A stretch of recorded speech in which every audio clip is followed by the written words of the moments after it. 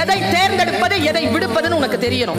உன் கையில இருக்க ரிமோட், எதை அழுத்தினாலும் உன் கையில இருக்க போன், எதை அழுத்தினாலும் எல்லா விஷயங்களும் வரும். எதை அழுத்துறது எதை ஒமிட் பண்றதுங்கிறது உனக்கு தெரிந்திருந்தால் நீ ஜெயிக்க பிறகு.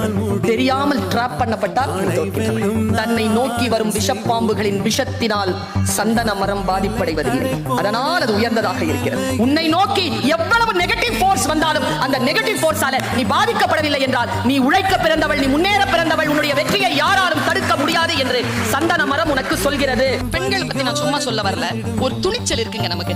துணியலனா பிரசவமே நடக்காதுங்க.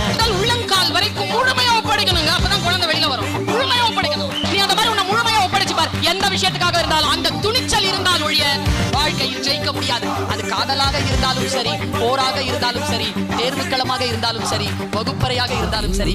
Give yourself 100%.